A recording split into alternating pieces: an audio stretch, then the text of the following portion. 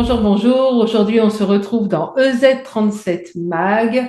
Alors, j'ai la joie de recevoir Emmanuel et Bonjour. bonjour, bonjour.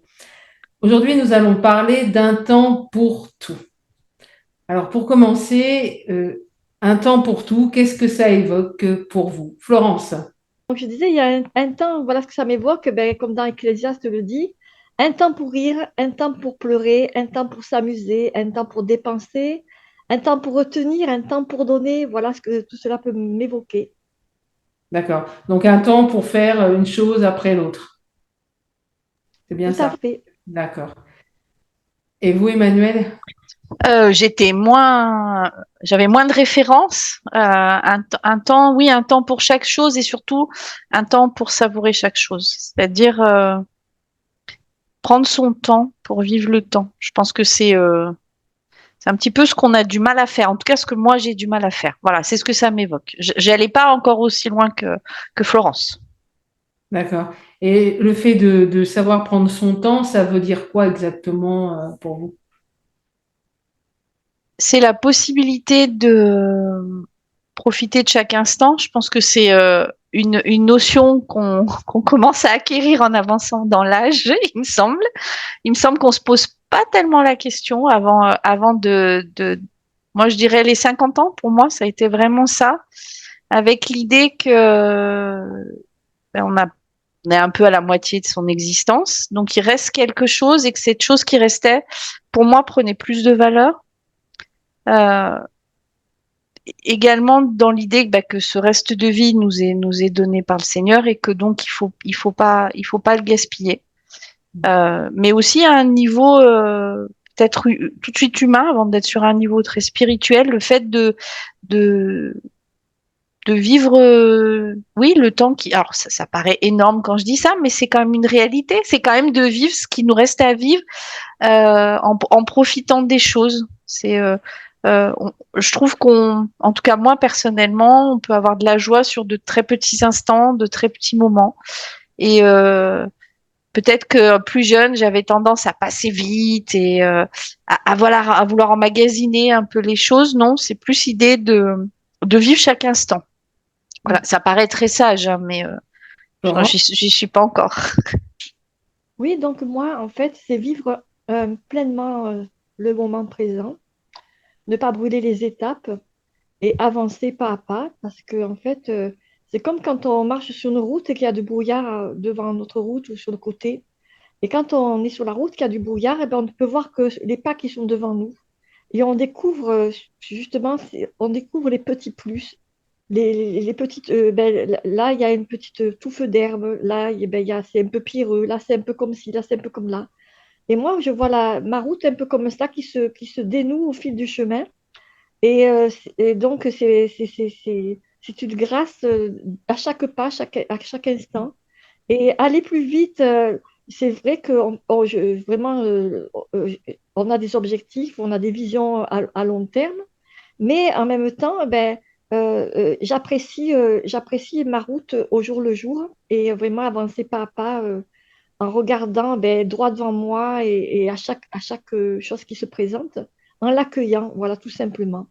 Voilà. Merci. Il y avait un dicton qui disait la vie est un cadeau, c'est pourquoi on l'appelle le présent. Exactement. Ça, Joli. c'est très beau. Alors que la parole de Dieu nous dit que la mort ne prévient pas. Le psaume 144, verset 4 nous dit l'homme est semblable à un souffle. Donc on n'est qu'un souffle, on se croit souvent éternel.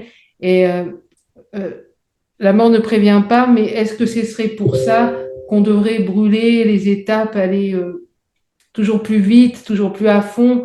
Dernièrement, Emmanuel, vous avez écrit un texte qui en parlait justement. On a l'impression qu'on veut brûler les étapes parce que la vie nous échappe quelque part. Il y a un peu de ça. Alors, c'est ce que je disais, c'est que dans le supermarché que je fréquente, donc c'est un très grand supermarché. En ce moment, c'est très paradoxal parce que on vit une drôle d'expérience. Alors, en fait, il y a quatre univers qui cohabitent comme ça à l'entrée. Euh, alors évidemment, on est en pleine période d'Halloween, donc il y a un nombre incalculable de bonbons à acheter. Hein, c'est taux de sucre de tous les enfants va exploser. Et puis, il y a les fleurs de la Toussaint qui sont juste derrière. Donc, on est même sur des images qui sont l'une vraiment de la mort et l'autre, quoi qu'on en dise, c'est autour de la mort quand même. Et puis, il y a encore le rayon de la rentrée avec des grosses affiches qui parlent des agendas. Donc, agenda, on aurait plutôt tendance à se projeter, à penser au travail. Et ils nous ont envoyé un petit SMS la semaine dernière, mais je suis allée vérifier en faisant mes courses. Il y a le rayon des jouets de Noël. C'est-à-dire qu'en fait, il y a tout ce télescope. Alors, on se lance dans la vie, dans le travail, et puis non, on est rattrapé par la mort, et puis non, c'est Noël. Et oui, moi, j'avoue que j'y prêtais pas attention. Hein, c'est exactement ce que vous décrivez, mais là, ça me fait vraiment bizarre. C'est-à-dire, avec mon chariot, de mètre en mètre, je saute d'une. Mais c'est pas qu'une question de fête, c'est vraiment de l'ambiance, des ambiances qui sont très très positives, qui nous poussent en avant, puis d'autres qui le sont moins. Et j'ai trouvé ça très bizarre. C'était comme une sorte d'empilement, pas très agréable à vivre, honnêtement. Chez nous, il y a même le blanc, hein, déjà. Vous nous avez battus. Incroyable. Fais bien attention, j'ai regardé un peu tous les rayons. Ah, j'ai dit oui, mais il y a même le blanc. Oh là, c'est incroyable. Mais si je peux revenir sur l'image qu'utilisait Florence du brouillard, je trouve ça très très intéressant. Ça rejoint mes observations aussi. Moi, j'ai hérité d'un gros chien qu'il faut sortir tôt le matin dans la nuit, et donc j'ai eu depuis la grâce de vivre plein de levées de soleil. Je les vivais pas avant du tout. Et des levées de soleil, c'est vraiment ce que Florence décrit, parce qu'en plus, il faut que j'aille sur des endroits où le chien peut être un peu à l'aise. Donc, c'est pas des terrains c'est pas la pleine rue. Donc, c'est des terrains vagues derrière chez moi. Je ne me mets pas en danger, mais des endroits où vraiment on se rend compte du prix de la lumière. C'est-à-dire que quand le soleil se lève, on est quand même content parce qu'on voit vraiment où on met ses pieds. C'est ce que décrit Florence. Et dans le fait aussi que ça met en valeur les petites choses, la nature. Je pense à ça notamment. Ça peut être un oiseau qui va être là et qui d'un coup va chanter parce qu'il y a le soleil qui se lève. Des choses très très précieuses auxquelles je ne prêtais pas assez attention. Je sais qu'il y a des cultures où on fait très attention à ça, où la question de la nature peut être très mise en valeur. Mais c'est vrai que c'est des marqueurs intéressants pour nous. Et je rejoins ce que disait Florence sur cette découverte progressive des choses. Florence, au niveau des magasins qui vendent tout en Ah non, même temps. en fait, je vais au magasin par nécessité.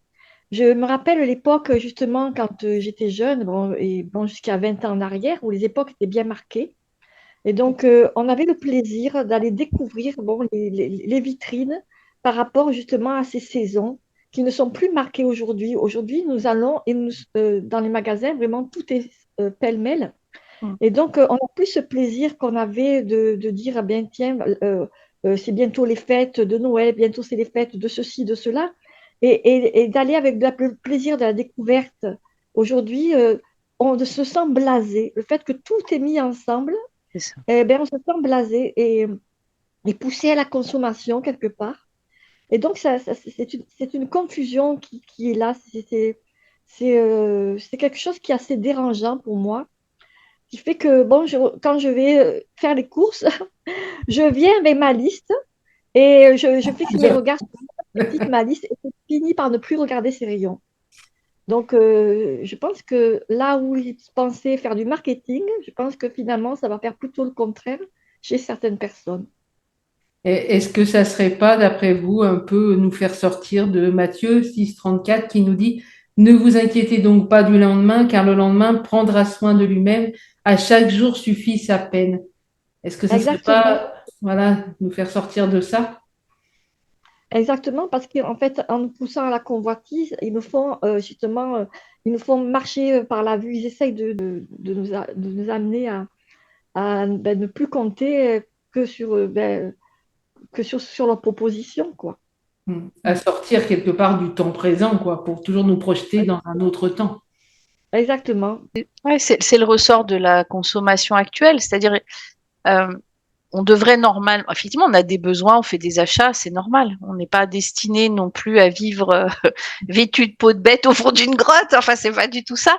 Mais là, Et au niveau du développement du marketing, ça a été tout à fait pensé comme ça. C'est-à-dire la question des saisons dans le commerce, elle a été pensée pour relancer l'achat. C'est-à-dire que les achats, effectivement, quand j'ai les choses dont j'ai besoin, a priori, je suis pas censée retourner au magasin. Donc, comment faire revenir les gens? C'est les saisons. On parlait du blanc, c'est une invention du 19e siècle. C'est-à-dire qu'à un moment, on décide qu'il faut renouveler tout le linge de maison. Et de plus en plus, il y a ces saisons-là, il y a toutes les saisons intermédiaires qui sont créées. Et non seulement c'est fait pour créer de la convoitise, mais je pense aussi à la culpabilité. On sort à peine de la rentrée des classes, on sait que c'est un poids pour les familles, ça demande beaucoup d'argent. Et projeter comme ça vers les fêtes de Noël, je trouve que c'est quelque part, c'est pas responsable. Parce que certaines familles, elles sont à peine en train de terminer de payer cette fameuse rentrée et déjà on les projette sur ce qu'il faudrait acheter. Et effectivement, moi je trouve ça très culpabilisant et malsain parce que ça déclenche des pulsions d'achat et ça peut mettre aussi des personnes en danger. Et oui, on n'est plus du tout dans le temps présent et on se soucie du lendemain, du surlendemain, voire de 3 mois après ou de 4 mois après. Donc c'est pas la Bible nous enseigne pas, elle nous appelle pas à être non plus ne pas être prévoyant. On peut être prévoyant, mais sans toujours se projeter sur quelque chose. Surtout que ce sont pas d'autres choses que des projets d'achat dans lesquels ils nous inscrivent. En tant qu'enfant de Dieu, euh, quelque part, le fait de toujours vouloir atteindre une autre saison, et je pense par exemple au service de Dieu, certains vont dire, bah, moi j'attends que mes enfants soient grands, moi j'attends que mon mari se convertisse, moi j'attends que ci, que là. Et on est toujours en train aussi d'attendre une autre saison pour pouvoir éventuellement rentrer dans les choses de Dieu.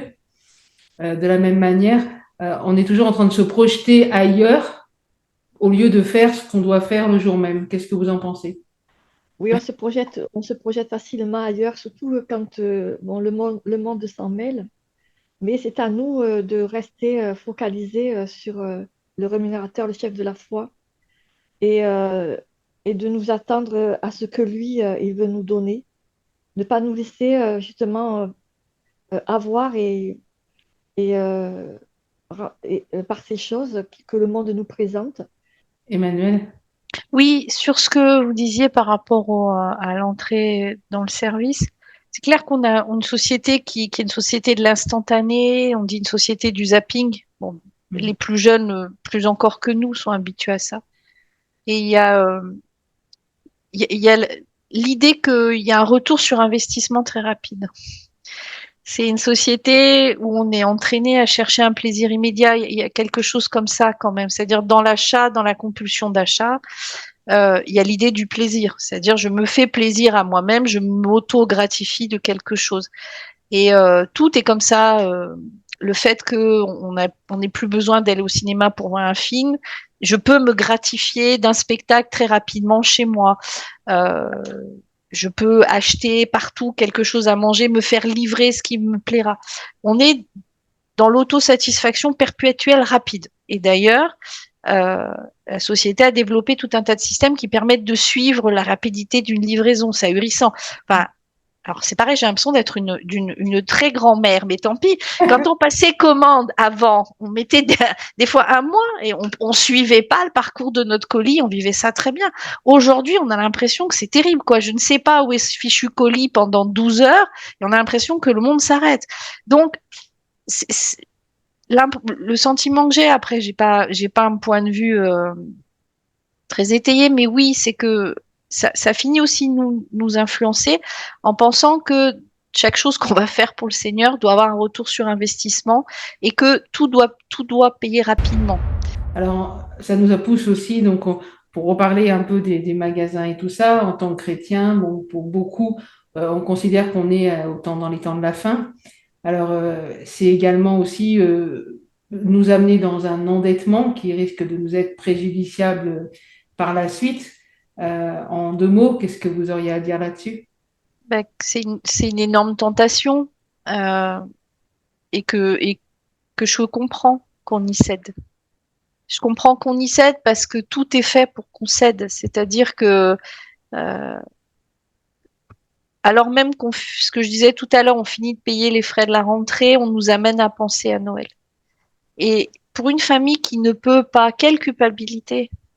Et pour des enfants qui côtoient d'autres enfants, chez qui déjà on est en train de faire quelle culpabilité. Il y a actuellement aussi une mode qui nous vient des États-Unis, qui pourrait être très bien, mais qui est vraiment l'idée de décorer sa maison selon les saisons. Oui. Ça, c'est quelque chose qui me plairait à moi. Je me dis, ah, super, parfois je passe comme ça.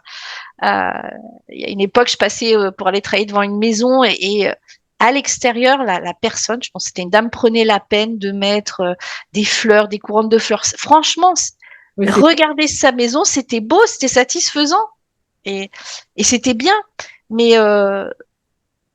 ça crée chez nous, alors ça suscite un désir, une envie qui peut être positive. Il n'y a rien de mal à décorer sa maison, mais si on n'a pas les moyens et que soit on s'endette, soit on va acheter, j'en reviens à ça, à cette mode jetable qu'on trouve dans beaucoup de grandes surfaces qu'on ne nommera pas, mais qui vendent tout un tas de produits décoration à des prix hyper pas chers. Mais qu'est-ce qu'on en fait après? Et comment ça a été fabriqué? Qui a fabriqué ça? C'est aussi ça les questions qu'on doit se poser. C'est malheureux et c'est très malheureux parce que on cède tous un peu à ça, je pense, dans l'idée euh, de bien présenter. On devient très hésitant à inviter chez nous si la maison elle est pas. Alors c'est pas propre maintenant. C'est si la maison elle est pas lookée hein, dans l'air du temps. bon, ça Voilà. sera un autre débat, mais c'est vrai que est-ce le plus important? Je pense que, en fait, en tant qu'enfant de Dieu, on a tous besoin, dans des domaines différents, de peut-être de revoir nos priorités, que ça soit au niveau de l'apparence, du tape à l'œil, quoi, de toutes ces choses qui sont bien rentrées, dans les milieux chrétiens. Plus on en met plein la vue, mieux c'est, quoi. Et voilà, c'est peut-être là où il faut aussi revoir nos priorités, se reposer les bonnes questions de qu'est-ce qui compte, qu'est-ce qui est important pour Dieu. Florence? Oui, ce que je voulais dire, c'est que, en fait, ce qu'il y a, c'est que aujourd'hui, bon, il y a les quatre saisons qui sont mélangées dans les magasins, c'est un fait. Mais il y a aussi le fait que les médias et tout ce qui se passe dans le monde poussent les gens à avoir peur. Et la peur du lendemain, ben, ça contribue les gens à amasser des trésors sur la terre, où ils pensent que c'est une sécurité, en fait. Quand on n'a pas le Seigneur, on a besoin de s'entourer. Comme un enfant, ben, il a besoin de son doudou, de sa couverture, sinon il est malheureux. Je pense que les gens, en allant justement, quand ils font les magasins, pour eux, c'est déstressant. Voilà. La phase de ma vie, j'avais besoin de compenser. Donc, pendant un moment donné, j'avais un truc avec des chaussures, bon, ça me passait. Mais en fait, chacun, au bout d'un moment, bah, voilà. Alors, donc, c'est vrai que j'ai des compensations dans la nature et tout le reste. Mais il y a des moments où j'aime faire les vitrines, j'aime faire les magasins, bon, sans forcément acheter, mais ça me fait plaisir rien que déjà de regarder. Et si je n'ai pas le cœur accroché à Dieu, si je n'ai pas le cœur vraiment accroché à l'essentiel, mes besoins essentiels, et ben ça peut m'arriver de déborder. Et combien de fois je vais dans les rayons, je prends un objet, je fais le tour des magasins, et puis à un moment donné, ah non, ça je le repose. Ah non, alors, finalement, je pris mon caddie et au fur et à mesure, je vois mon caddie diminuer. Et je dis merci Seigneur, je ne suis pas tombée dans la tentation. Et je reviens finalement avec que trois objets dont j'avais besoin, mais sur le moment, ma main, elle est allée prendre un paquet de bonbons, elle est allée prendre autre chose, tout ça. Et puis petit à petit, elle me dit, mais ça, j'en ai pas besoin, ça va me faire mal à l'estomac. Là, non, j'ai pas besoin. Et voilà. Mais la tentation est forte. Alors, un encouragement pour ceux qui nous écoutent, qui sont peut-être face à ça, qui se retrouvent dans ces situations-là, un peu comme nous toutes, quoi, hein, et qui voudraient ne pas céder à la tentation. Qu'est-ce que vous diriez? Amen. Ben, bien oui, ben, comme encouragement, je dirais, bon, vraiment, euh, je dirais que de nous-mêmes, par nos propres forces, nous ne pouvons pas résister à la tentation. C'est du surnaturel.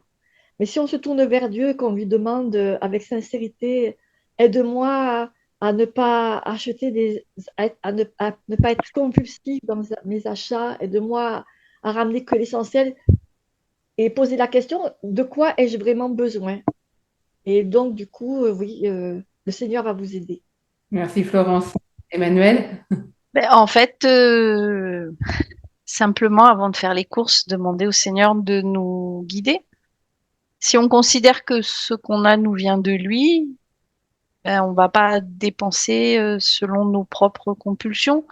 Alors, j'aime bien ce que dit Florence. Oui, parfois on prend un objet et puis comme après on le repose, ben, bien sûr qu'on est tenté. En fait, La tentation, c'est pas, voilà, c'est pas le plus. elle est complètement humaine. Et puis, il faut savoir que les techniques aujourd'hui du marketing jouent réellement sur le cognitif, c'est-à-dire ils savent quel levier tirer pour que notre cerveau réagisse. Donc, c'est au-delà de la question de la volonté. Hein. On va vraiment, en gros, stimuler notre cerveau pour qu'il ait une réaction. Donc, il faut avoir conscience de ça. Avoir conscience de ça.